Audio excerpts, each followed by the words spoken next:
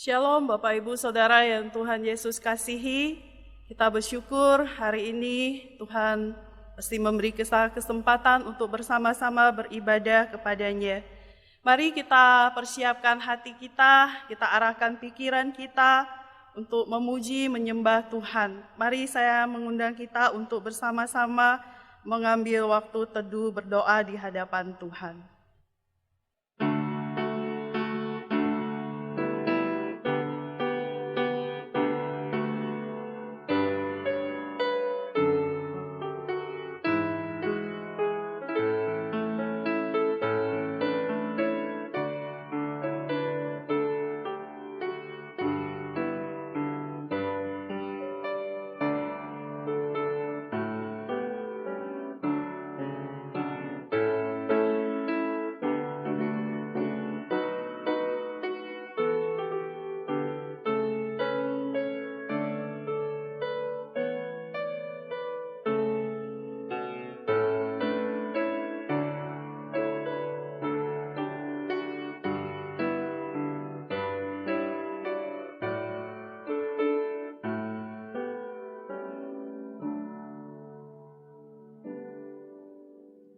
Jemaat saya persilakan berdiri, kita akan membuka ibadah kita. Pilihlah pada hari ini kepada siapa kamu akan beribadah. Aku dan seisi rumahku, kami akan beribadah kepada Tuhan. Anak-anak cucu akan beribadah kepadanya dan akan menceritakan tentang Tuhan pada angkatan yang akan datang. Janganlah kita menjauhkan diri dari pertemuan-pertemuan ibadah kita, seperti dibiasakan oleh beberapa orang. Tetapi marilah kita saling menasihati dan semakin giat melakukannya menjelang hari Tuhan yang mendekat. Pertolongan kita adalah dalam nama Tuhan yang menjadikan langit dan bumi. Kasih karunia menyertai kamu dan damai sejahtera dari Allah Bapa kita dan dari Tuhan Yesus Kristus. Amin.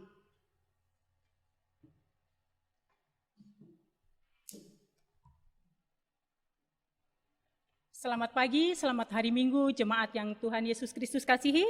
Puji Tuhan kalau pada kesempatan di pagi hari ini kita masih diberikan kesempatan untuk berbakti, memuji, memuliakan Tuhan. Walaupun kita masih beribadah di rumah, tetapi saya yakin dan percaya ini semua tidak mengurangi kekusukan kita untuk memuliakan Tuhan. Kita akan memuji Tuhan dari KPPK nomor 15. Ku pujimu, oh Tuhan.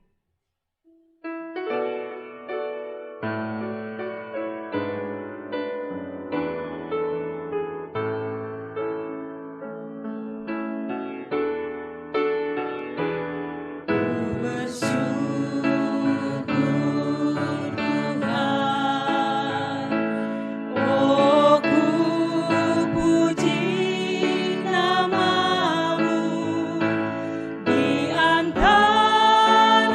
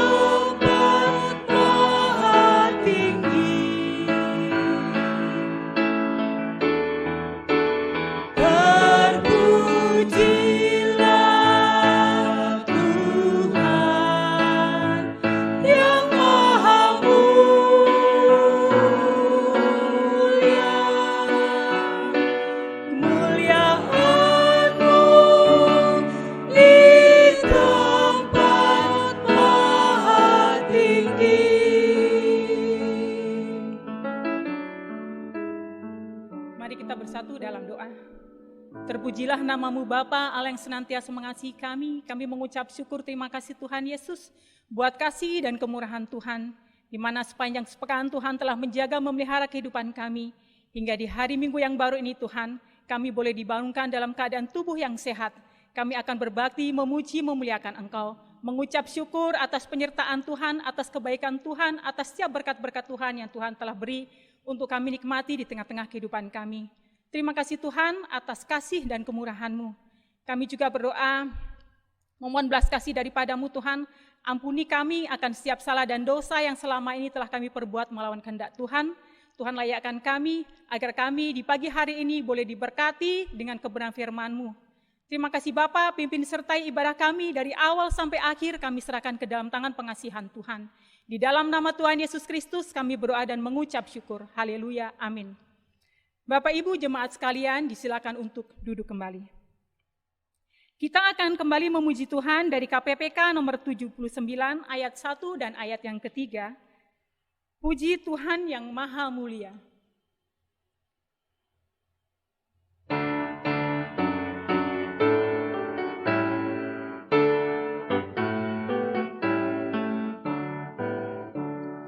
Puji Tuhan yang mulia, haleluya.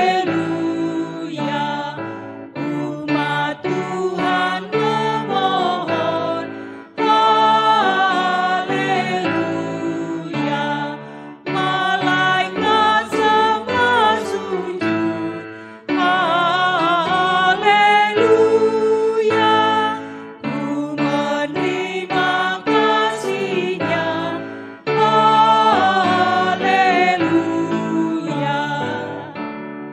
Puji Tuhan kasih-Nya, haleluya. Dan segala berkat-Nya, haleluya.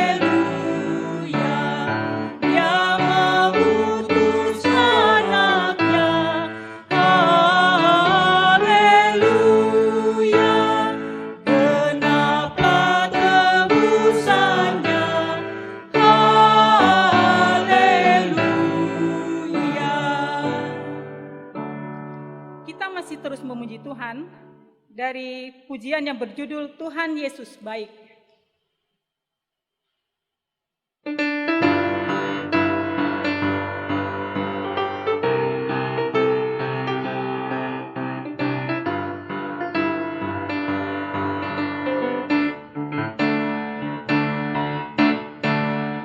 Tiada berkesudahan kasih setia-Mu Tuhan, selalu baru rahmat-Mu bagiku. Hari berganti hari, tetap kulihat kasih-Mu, tak pernah berakhir di hidupku. Tuhan Yesus baik, sungguh amat baik, untuk selama-lamanya. Tuhan Yesus baik, Tuhan Yesus baik, sungguh amat baik, untuk selama-lamanya. Tuhan Yesus baik. Tiada berkesudahan kasih setia-Mu Tuhan, selalu baru rahmat-Mu bagiku. Hari berganti hari, tetap kulihat kasih-Mu,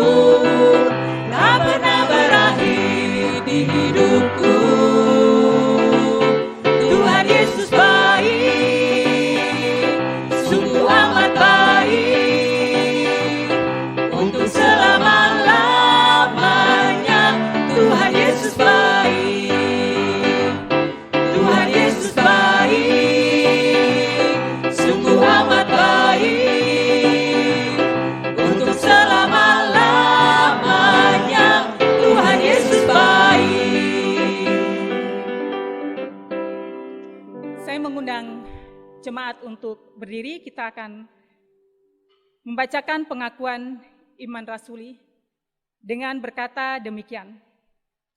Aku percaya kepada Allah, Bapa yang Maha Kuasa, Khalik langit dan bumi, dan kepada Yesus Kristus, anaknya yang tunggal Tuhan kita, yang dikandung dari Roh Kudus, lahir dari anak darah Maria, yang menderita sengsara di bawah pemerintahan Pontius Pilatus, disalibkan, mati dan dikuburkan, turun ke dalam kerajaan maut. Pada hari yang ketiga, bangkit pula dari antara orang mati, naik ke sorga, duduk di sebelah kanan Allah, Bapa yang Maha Kuasa, dan dari sana Ia akan datang untuk menghakimi orang yang hidup dan yang mati. Aku percaya kepada Roh Kudus, gereja yang kudus dan am, persekutuan orang kudus, pengampunan dosa, kebangkitan tubuh, dan hidup yang kekal. Amin. Jemaat disilakan duduk kembali. Kita akan mendengarkan kebenaran firman Tuhan yang akan disampaikan oleh hambanya, Pendeta Evi Mutiara. Kita menyambut firman Tuhan di pagi hari ini dengan memuji pujian dari KPPK nomor 144 ayat yang ke-1 dan ayat yang ke-2. Firman hidup.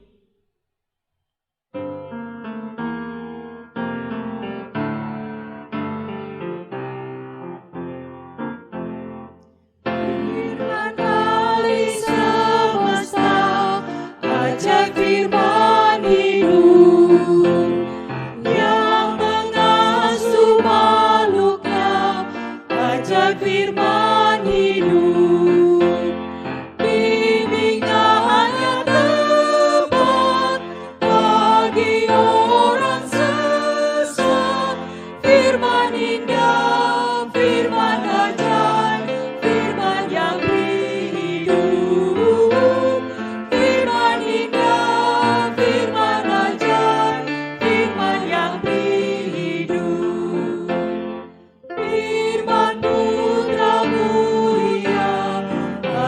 firman hidup, menyampaikan kurnia, ajaib firman hidup, oleh darah kudus, dosamu ditebus, firman indah, firman ajaib, firman yang hidup, firman indah,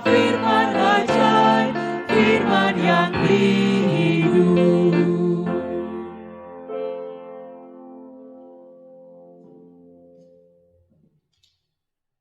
Mari kita berdoa sebelum kita membaca dan merenungkan firman Tuhan. Bapa di dalam surga, kami bersyukur ya Tuhan, waktu ini Tuhan berikan bagi kami untuk bersama-sama belajar firman-Mu. Firman-Mu, firman yang ajaib, firman yang hidup itu yang akan menopang kami, yang terus mengajar kami ya Tuhan untuk hidup sesuai dengan kehendak-Mu. Kami serahkan waktu ini ke dalam tangan-Mu, Tuhan pimpin setiap kami, Tuhan pimpin hamba-Mu yang menyampaikan, kiranya sama-sama kami boleh siap untuk firman-Mu dan kami diberikan hati yang taat untuk melakukannya. Demi nama Tuhan Yesus kami sudah berdoa. Amin. Pembacaan firman Tuhan hari ini dari kitab Amos, pasalnya yang ke-5, ayatnya yang ke-14 hingga ayatnya yang ke-17. Demikian firman Tuhan, carilah yang baik dan jangan yang jahat, supaya kamu hidup. Dengan demikian Tuhan, Allah semesta alam, akan menyertai kamu, seperti yang kamu katakan. Bencilah yang jahat dan cintailah yang baik, dan tegakkanlah keadilan di pintu gerbang. Mungkin Tuhan, Allah semesta alam, akan mengasihani sisa-sisa keturunan Yusuf. Sesungguhnya, beginilah firman Tuhan Allah semesta alam, Tuhanku. Di segala tanah lapang akan ada ratapan, dan di segala lorong orang akan berkata, wahai, wahai. petani dipanggil untuk berkabung, dan orang-orang yang pandai meratap untuk mengadakan ratapan. Dan di segala kebun anggur akan ada ratapan apabila aku berjalan di tengah-tengahmu, firman Tuhan. Sampai sejauh demikian pembacaan firman Tuhan. Bapak Ibu Saudara, hari ini kita akan merenungkan firman Tuhan dengan tema carilah yang baik, tegakkanlah keadilan. Saudaraku, saya akan memulai dengan satu pertanyaan. Apa sih yang dicari orang di dalam hidup ini? Hampir bisa kita pastikan, ya, setiap orang pasti punya jawaban yang berbeda-beda, tidak sama. Ada yang mungkin mengatakan, mengejar nama, ya, atau jabatan, atau ada pula yang akan menyebut yang dicari itu adalah kebahagiaan hidup. Itu adalah hal yang utama selama kita hidup di dalam dunia ini. Atau mungkin ada yang seperti lagu sekolah minggu. Apa yang dicari orang pagi, siang, sore, malam? Uang. Dan mungkin banyak lagi jawaban lain yang kita bisa dapatkan. Tapi di sisi yang lain, mungkin kita juga akan bertemu ada orang yang tidak tahu apa yang dicarinya di dalam hidup ini. Nah, pertanyaannya bagaimana dengan kita sekalian? Hari ini firman Tuhan berkata kepada setiap kita, carilah yang baik dan jangan yang jahat. Bencilah yang jahat dan cintailah yang baik, dan tegakkanlah keadilan. Saudara, ini adalah perintah Tuhan yang disampaikan melalui Amos. Siapa dia? Amos adalah seorang peternak, ada juga mengatakan dia adalah seorang petani yang berasal dari pedalaman Yehuda di daerah yang namanya Tekoa, yang terletak kurang lebih 20 km di sebelah selatan kota Yerusalem. Dia tidak melamar untuk menjadi seorang nabi, tetapi Tuhan memanggil dia untuk menyampaikan firman Tuhan. Nah, tepatnya kepada kerajaan Israel Utara. Bapak Ibu, kita ingat kerajaan Israel itu terbagi menjadi dua, ada yang selatan dan utara, ya.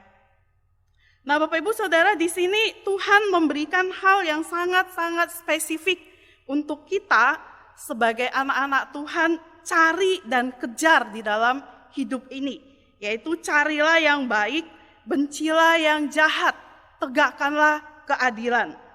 Bapak Ibu Saudara, baik dan jahat itu adalah dua hal yang tidak bisa kita pisahkan di dalam kehidupan kita di dalam dunia ini. Dan dua hal ini selalu bekerja di dalam jiwa manusia. Rasul Paulus sangat menyadari hal ini dan dia menguraikannya panjang lebar di dalam Roma 7, ya. Kita membaca di sana, ya, di ayatnya yang ke-19 dalam terjemahan bahasa Indonesia masa kini itu dia katakan begini. Saya tidak melakukan yang baik yang saya ingin lakukan. Sebaliknya saya melakukan hal-hal yang jahat yang saya tidak mau lakukan, ya. Jadi Rasul Paulus sendiri bergumul nih, ya. Dia tahu nih yang baik, dia pengennya lakukan yang baik. Yang terjadi adalah yang tidak dia inginkan, yang jahat itulah yang dia lakukan. Nah, bukankah hal ini juga kita sadari bahwa setiap saat sesungguhnya ada pertarungan di dalam jiwa kita. Baik dan jahat itu selalu bekerja di dalam diri kita. Nah, Bapak Ibu Saudara yang Tuhan Yesus kasihi, mengapa mencari yang baik, membenci kejahatan dan menegakkan keadilan, maksud saya, itu menjadi hal yang sangat penting di dalam kitab Amos. Bapak Ibu Saudara yang Tuhan Yesus kasihi, pada masa Amos melayani, secara ekonomi, kerajaan Israel Utara itu secara umum itu sangat makmur, begitu ya. Tetapi kemakmuran ini rupanya juga dibarengi dengan terjadinya kemerosotan di berbagai bidang kehidupan. Bahkan termasuk di bidang keagamaan, begitu ya. Dan kemerosotan dalam masyarakat ini ditandai dengan adanya ketidakmerataan, ya, tidak merata. Semua kekayaan dan keuntungan itu hanya sampai di tangan segelintir orang. ya, hanya jatuh di tangan orang-orang yang di kalangan atas. Terutama disebutkan itu adalah para pegawai dan pedagang. Jadi ini satu situasi, kondisi yang sangat-sangat menyedihkan.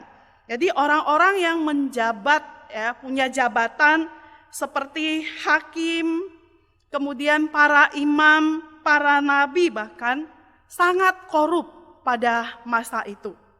Orang-orang ini, kondisi ini kita bisa lihat digambarkan dalam ayatnya yang ke-12, ya. Ayatnya yang ke-12, di sana dikatakan, "Hai kamu yang menjadikan orang benar terjepit, yang menerima uang suap, dan yang mengesampingkan orang miskin di pintu gerbang." Jadi Bapak Ibu Saudara yang Tuhan Yesus kasihi, dikatakan orang benar itu terjepit pada masa itu. Berarti ketika mau melakukan hal yang benar, justru menghadapi satu tantangan yang sangat besar. Kemudian suap itu terjadi, ya, uang suap, dan orang-orang miskin itu diabaikan. Jadi Amos menyaksikan kondisi ini, ya, bagaimana umat Tuhan pada masa itu sudah gagal untuk mempraktekkan keadilan bagi sesama manusia, sesama bangsanya pada waktu itu. Bapak Ibu Saudara, mereka hidup dengan mewah, mereka berpesta pora, namun celakanya bahwa semua yang mereka pakai untuk pesta pora itu adalah dari hasil menindas mereka yang miskin dan mereka yang lemah. Kita bisa lihat di dalam pasal 4 ayat pertama, pasal 6 ayat 4 sampai 6 di sana. Jadi ada gap antara yang kaya dan yang miskin karena ketidakadilan yang terjadi pada masa itu. Beberapa gambaran ketidakadilan yang dilakukan dapat kita lihat di dalam beberapa bagian catatan firman Tuhan. Di dalam pasal 5 ayatnya yang ke-7 itu ada keadilan itu berubah menjadi ipu, disebutkan di sana. Ipu itu adalah tanaman yang beracun begitu ya. Dan kebenaran itu dihempaskan ke tanah. Jadi ini ingin menggambarkan bagaimana kondisi keadilan dan kebenaran itu pada masa itu. Kemudian di ayat yang ke-10, orang yang menegur dibenci.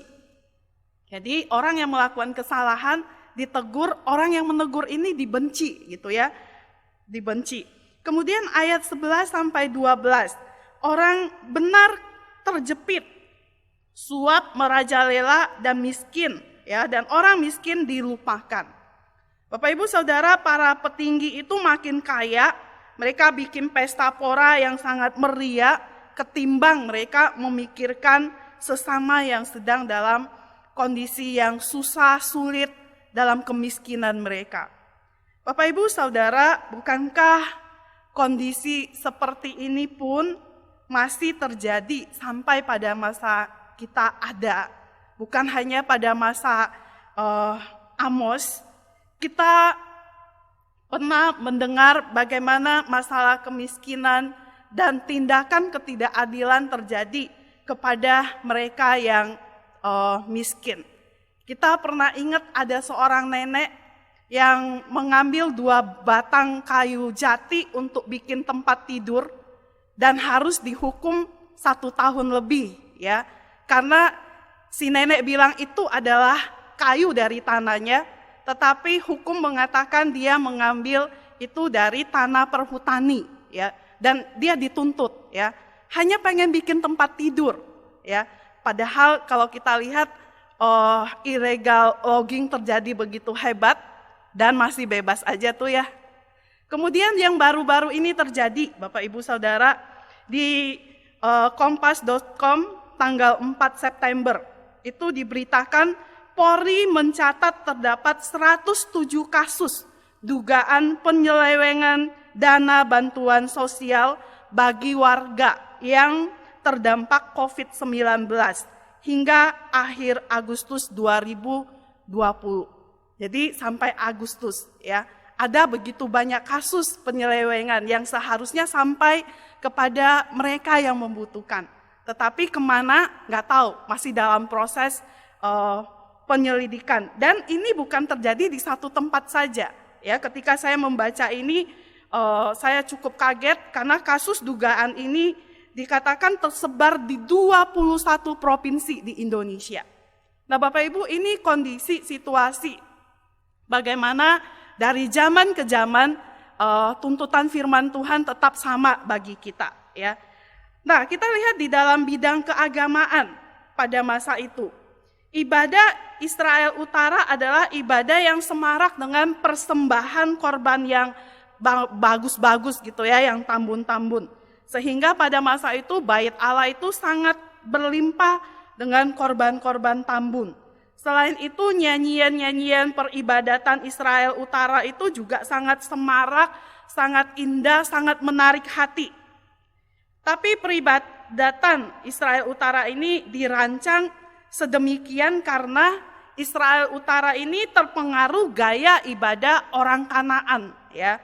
Orang Kanaan, dan pemahaman ibadah orang Kanaan itu mempengaruhi orang-orang Israel di utara, ya. Dan mereka orientasi dari ibadah yang mereka lakukan adalah menyenangkan hati Allah atau ilah atau dewa mereka dengan persembahan-persembahan, ya. Kalau dewa atau ilah orang Kanaan marah, maka perlu disogok begitu ya, dikasih persembahan yang bagus-bagus, yang banyak-banyak, yang dinyanyikan dengan nyanyian tarian yang indah, dengan musik-musik yang indah. Nah, oleh karena itu kita melihat Amos juga hadir mengkritik hal ini, bahwa Allah yang disembah oleh orang Israel yang telah memilih Israel sebagai umat pilihan, Allah Yahweh tidaklah seperti demikian. Di tengah kondisi seperti ini, Amos menyerukan, carilah yang baik dan jangan yang jahat. Tegakkanlah keadilan. Tegakkanlah keadilan. Bapak Ibu Saudara, kata carilah dalam bahasa aslinya itu berarti memulihkan, mencari dengan sungguh-sungguh. Dan pemakaian kata ini umumnya ditujukan dalam pengertian manusia mencari Allah.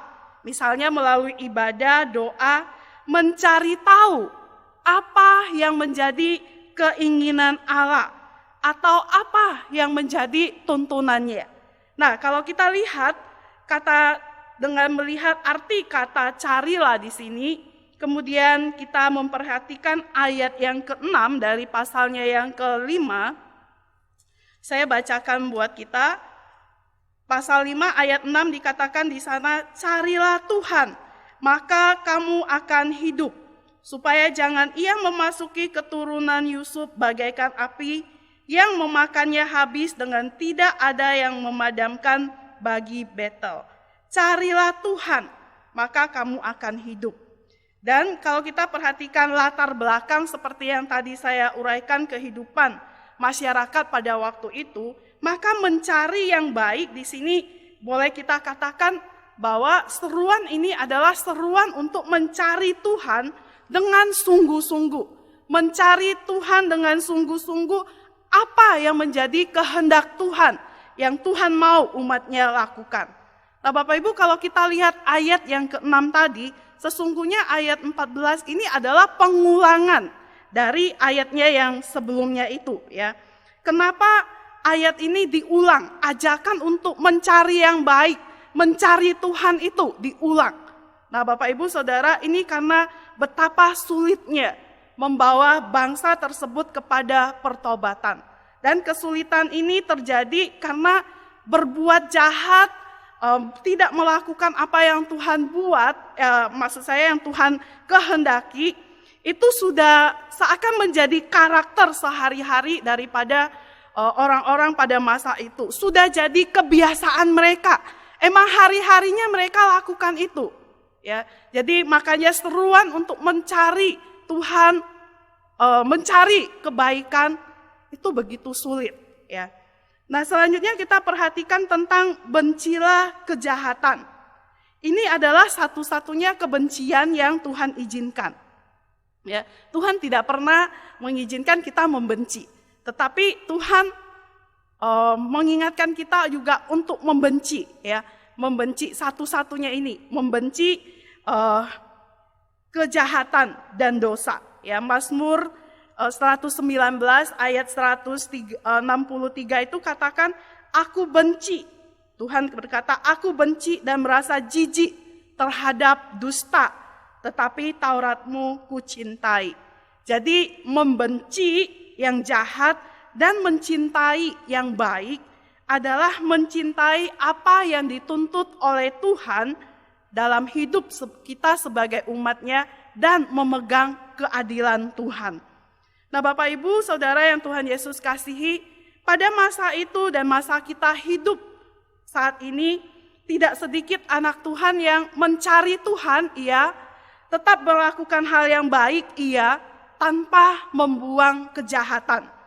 Mereka rajin beribadah, membawa persembahan ke rumah Tuhan, tapi dalam kehidupan sehari-hari tidak melakukan kehendak Tuhan. Bapak Ibu Saudara, Amos 5 ayat 21 sampai 24 di dalam terjemahan firman Allah yang hidup berkata demikian. Aku, kata Tuhan, benci akan kemunafikanmu. Tuhan menyebut kondisi ini sebagai kemunafikan. Kamu berpura-pura menghormati aku dengan pesta-pesta keagamaan dan pertemuan ibadahmu.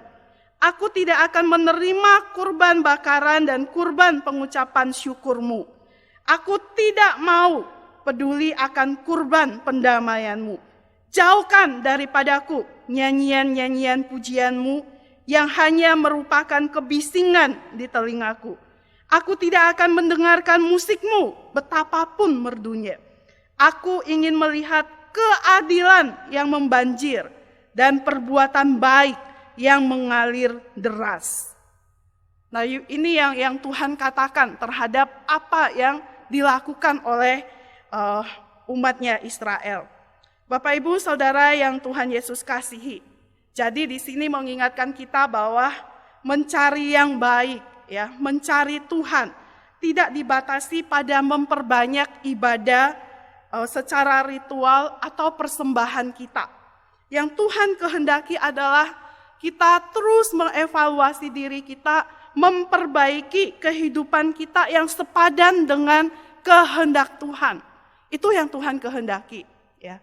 Tuhan mau kita hidup melakukan firman-Nya, mempraktekannya itu, ya, sehingga nama Tuhan dipermuliakan. Dan kehidupan yang sepadan dengan kehendak Tuhan di dalam bagian ini, kita lihat di ayat 15 itu adalah menegakkan keadilan. Ya, di sana disebutkan tegakkanlah keadilan. Kata keadilan dalam ayat ini dalam bahasa aslinya itu lebih menyatakan pada penegakan hukum dan keadilan dalam kehidupan keseharian. Jadi hal-hal yang kita lakukan dalam keseharian hidup kita, ya. Dalam bidang, kalau di dalam bidang pemerintah berarti pemerintah kepada rakyatnya, tetapi juga berbicara di sini tentang keadilan itu antar sesama manusia, ya. Bukan hanya maksudnya di dalam bidang hukum, tetapi juga bagaimana kita memperlakukan sesama kita manusia. Nah, Bapak Ibu Saudara yang Tuhan Yesus kasih, ini berarti ketika keadilan itu mau kita tegakkan, maka kita juga harus membela yang benar. Dalam Alkitab, kita menemukan keadilan dan kebenaran itu adalah dua hal yang tidak bisa kita pisahkan, ya. Jadi dengan kata lain, maka apa yang Tuhan kehendaki, ya, bagi sesama, maka kita harus mengikuti apa yang menjadi kehendak Tuhan itu. Bapak Ibu, tapi kita juga menyadari bahwa hal ini bukanlah hal yang mudah, ya. Hal yang tidak mudah buat kita. Seorang siswa bimbingan saya di tingkat SMP, dia menuliskan satu hal tentang kelebihannya. Dia list banyak. Kemudian saya kaget membaca satu hal tentang kekurangannya. Dia seorang yang sangat baik ya. Bagi saya dia anak yang sangat baik, seorang remaja yang luar biasa. Tapi dia menuliskan satu kelemahannya, dia menuliskan begini. Tidak berani melawan yang salah dan membela yang benar. Tidak berani melawan yang salah dan membela yang benar. Saya cukup kaget Bapak Ibu ya. Tapi saya juga sangat-sangat tersentuh. Anak remaja juga menyadari. Ternyata seorang yang benar-benar mau hidup bagi Tuhan, itu memang berhadapan dengan realita ini. Dia tidak melakukan hal yang tidak benar, ya. Tetapi untuk membela, melawan yang nggak benar itu sulit gitu, ya. Dia bukan melakukan hal yang pelanggaran, ketidakbenaran, tapi ketika dia tahu ada yang salah, ada yang nggak benar, dia nggak berani untuk menegur itu, dia nggak berani melawan, ya. Nah, kondisi ini saya pikir juga saya pernah alami, kita juga sedang mungkin bergumul tentang realita ini, ya. Kita seringkali ketika menghadapi kondisi ini kita lebih milih untuk diam. Yang penting saya nggak melakukan itu, ya. Walaupun kita tahu itu terjadi. Nah, Bapak Ibu Saudara yang Tuhan Yesus kasihi, Yakobus 4 ayat 17 itu mengatakan demikian. Sebab itu orang yang tahu apa yang baik yang harus dilakukannya tetapi tidak melakukannya, orang itu berdosa. Firman Tuhan bilang itu adalah dosa. Bapak Ibu Saudara, mari kita kembali ke ayat 14-15 dari Amos pasal 5. Di sana ketika kita melakukan mencari yang baik, membenci yang jahat, kemudian menegakkan keadilan, maka ada dua berkat yang akan diterima oleh orang yang melakukan ini, yaitu mendapatkan hidup, yang kedua penyertaan Tuhan, ya. Mendapatkan hidup dan penyertaan Tuhan. Ini sesuatu yang sangat indah dan luar biasa. Apa yang melebihi dua hal ini dalam hidup kita? Bukankah dua hal ini adalah hal yang paling penting dan utama, ya? Mendapatkan hidup di dalam Tuhan dan Tuhan menyertai kita, ya.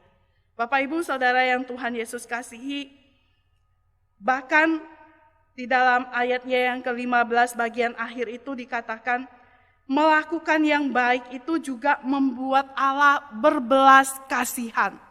Allah berbelas kasihan. Di sana ditulis, mungkin Tuhan Allah semesta alam akan mengasihani.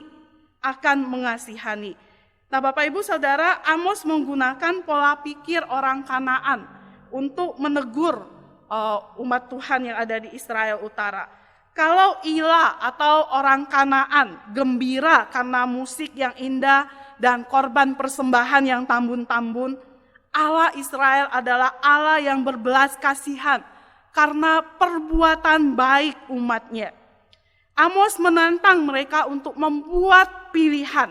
Jika mereka tidak bertobat meninggalkan kejahatan mereka dengan menegakkan keadilan, mencintai yang baik, maka penghukuman Tuhan akan datang pada mereka.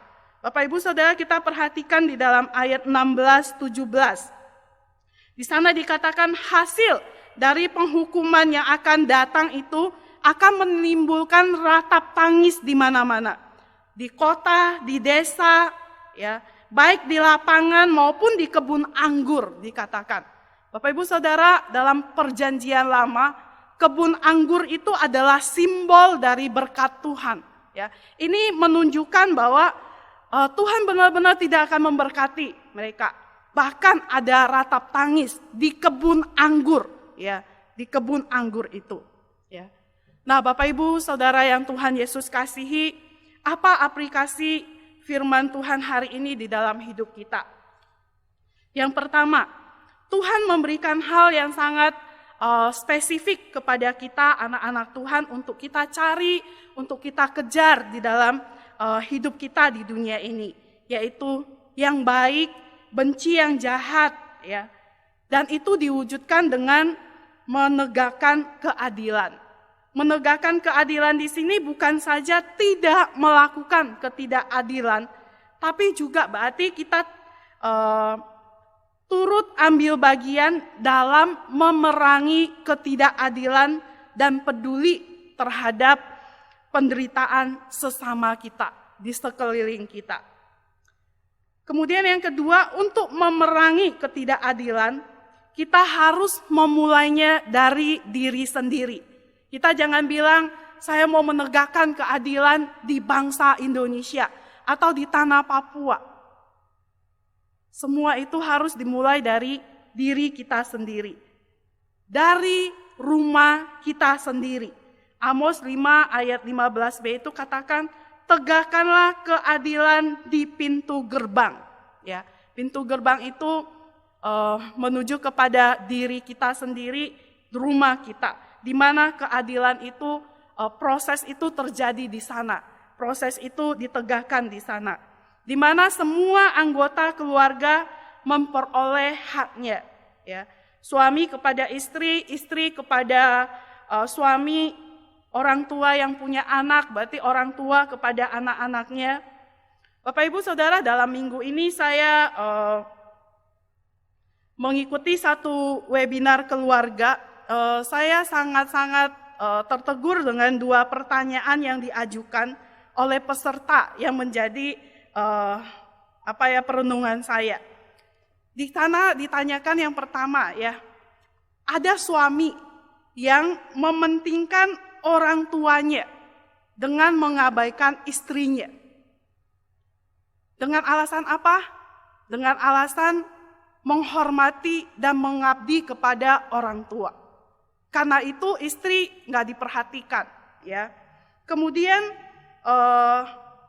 yang selanjutnya, yang kedua itu adalah ada istri yang menyadari dan bertanya bagaimana caranya, gitu ya. Dia kalau kebutuhan anak-anaknya, semua dia bisa ingat untuk sediakan, siapkan. Tapi kalau kebutuhan suaminya, dia selalu lupa. Ini pun ketidakadilan yang terjadi. Kemudian satu lagi, ada istri bertanya kepada pembicara, apa yang harus dia lakukan ya terhadap suaminya, katanya ya. Bapak Ibu, bukan karena saya istri saya bicara suami, bukan. Ini istri bergumul, suami kecanduan game. Sejak PSBB terjadi, suaminya itu dari bangun tidur sampai tidur lagi, HP tidak pernah lepas dari tangan. Lepas dari tangan itu cuman ketika mandi. Anak-anak tidak pernah diajak ngobrol. Di mana keadilan seorang ayah terhadap anaknya? Ngobrol dari pagi, bangun sampai tidur lagi, seorang anak nggak pernah diajak ngobrol. Ya, saya pikir ini emang bukan hal yang besar, bukan masalah perdata, pidana, ketidakadilan terjadi, tapi ketidakadilan itu pun terjadi di rumah tangga kita. Ya, di masa pandemi ini, istrinya mengeluh dengan menutup satu kalimat, 24 jam suami saya ada bersama saya. Hanya secara fisik. Hanya secara fisik. Bapak Ibu, ini sesuatu yang menyedihkan ya. Menyedihkan bagaimana ada istri-istri yang mendapat perlakuan tidak adil dengan hal-hal yang simpel. Ada suami yang juga mengalami ketidakadilan dari istri. Ada anak-anak yang mengalami ketidakadilan dari orang tua. Kadang kita orang tua nuntut anak, tidak boleh A, B, C, D. Bagaimana dengan orang tua? Anak nggak boleh, tapi papa mamanya boleh lakukan A, B, C, D. Itu kan ya. Atau kadang anak melakukan satu kesalahan, kita menghukum dia tidak dengan yang sewajarnya. Ya. Kesalahan kecil mendapatkan hukuman yang sangat besar, yang menyakiti dia. Nah Bapak Ibu, ada banyak hal lain lagi kalau kita urai bahwa itu memang harus kita mulai dari diri kita sendiri. Masalah menegakkan keadilan. Bapak Ibu Saudara yang Tuhan Yesus kasihi, jadi adil itu harus dimulai dari diri kita sendiri. Kemudian setelah itu baru akan menyebar keluar ke lingkungan yang lebih luas lagi dalam kehidupan kita. Mari kita mengevaluasi diri kita. Apakah ada yang terlukai ketika ketidakadilan yang terjadi bagi orang-orang di sekeliling kita yang kita lakukan? Bagaimana dengan anak-anak kita, bagaimana dengan pasangan kita? Apakah mereka sudah mendapatkan perhatian yang sama rata dengan adil? Bagaimana kita memperlakukan pasangan kita satu dengan yang lain, sehingga mereka bisa mengecap keadilan Tuhan melalui kehadiran kita di tempat kita masing-masing. Ataupun kalau kita ada di posisi sebagai pimpinan, apakah hak-hak dari bawahan kita sudah kita berikan kepada mereka? Bapak, Ibu, Saudara yang Tuhan Yesus kasihi, kiranya Tuhan menolong setiap kita untuk melakukan firman-Nya. Dan Dia boleh mendapatkan kita adalah orang-orang yang setia untuk melakukan kehendak-Nya di dalam hidup kita. Amin. Mari kita bersama-sama akan menyanyikan satu pujian sebagai komitmen kita di hadapan Tuhan. Kita minta Tuhan selidiki hidup kita yang tidak tersembunyi di hadapan Tuhan, dan kita mau komitmen kepada Tuhan, mau berjuang untuk tetap setia kepada Tuhan dengan melakukan firman-Nya di dalam hidup kita. Menegakkan keadilan itu di tengah-tengah rumah tangga kita, sehingga kita boleh menjadi berkat keluar di lingkungan kita di mana kita berada.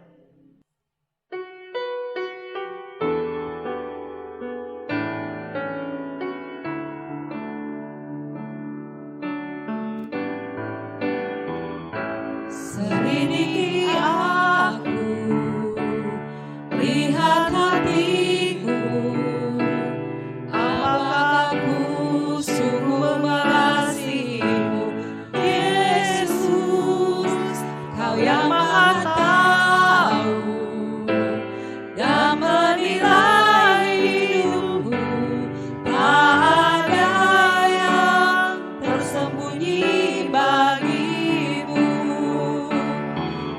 Aku lihat kebaikan-Mu yang tak pernah habis di hidupku. Ku berjuang sampai akhirnya Kau dapati aku tetap setia. Kita ulangi pujian ini sebagai doa kita di hadapan Tuhan. Selidiki aku, lihat hatiku, apakah aku sungguh mengasihimu, Yesus, Kau yang Maha Tahu dan menilai hidupku, tak ada yang tersembunyi bagimu. Aku lihat kebaikan-Mu yang tak pernah habis di hidupku. Ku berjuang sampai akhirnya Kau dapati aku tetap setia.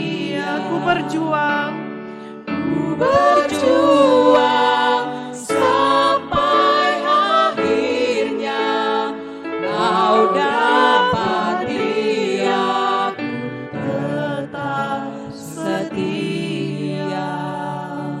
Tuhan, kiranya ini menjadi komitmen setiap kami. Kami tahu tidak ada hal yang tersembunyi di hadapan-Mu ya Tuhan. Ketika kami mengatakan bahwa kami mengasihi Engkau, kami mau setia kepada Engkau. Kiranya Tuhan mendapati setiap kami adalah orang-orang yang sungguh-sungguh mengasihi dan setia kepada Engkau dengan menghidupi kebenaran firman-Mu, melakukan kehendak-Mu. Satu kehendak Tuhan yang telah kami belajar bersama-sama di minggu ini.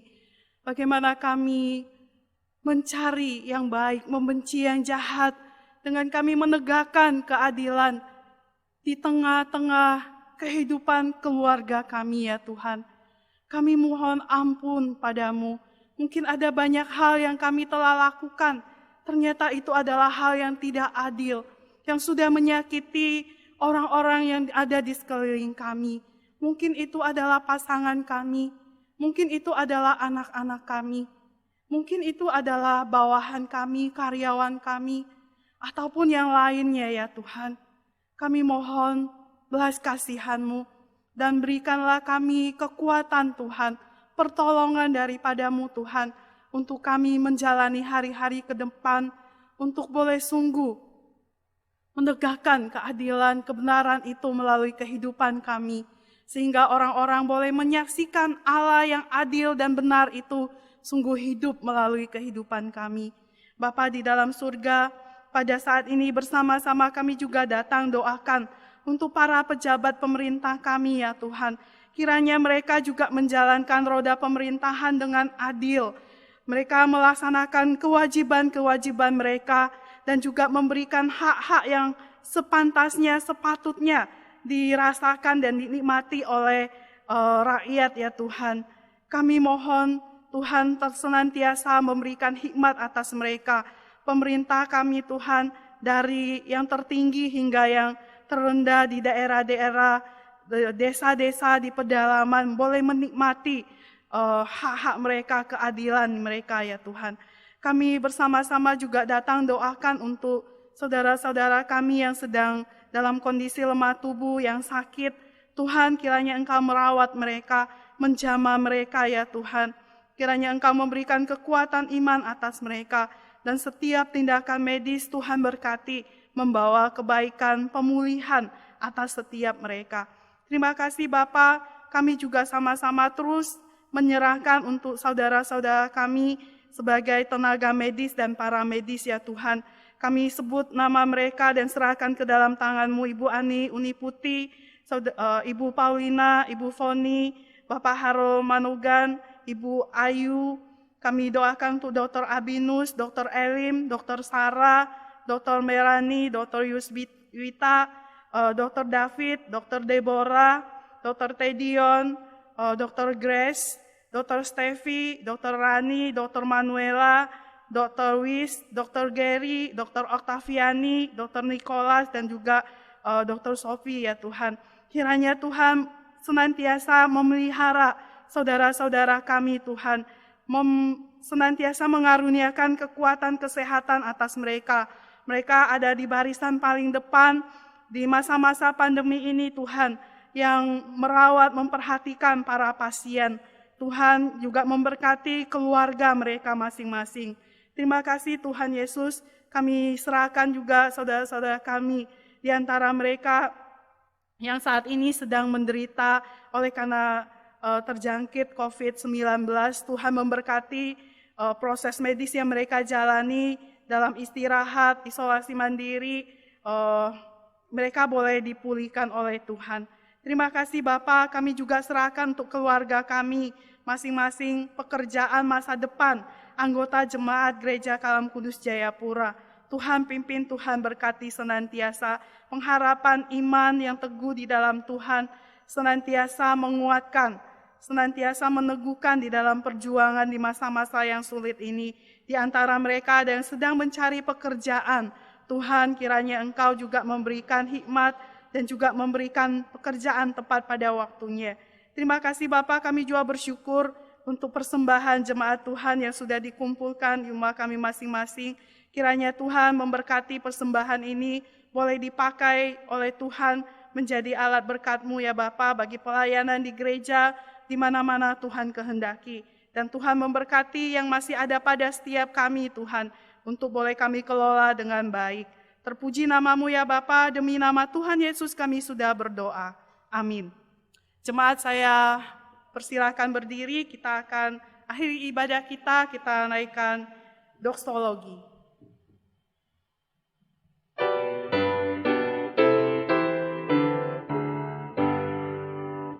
Puji Allah Bapa Putra, puji Allah Roh Kudus, ketiganya yang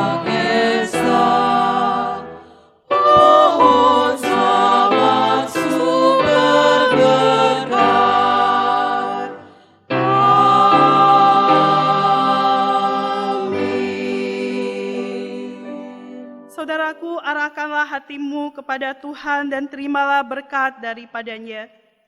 Tuhan memberkati engkau dan melindungi engkau. Tuhan menyinari engkau dengan wajah-Nya dan memberi engkau kasih karunia. Tuhan menghadapkan wajah-Nya kepadamu dan memberi engkau damai sejahtera. Amin.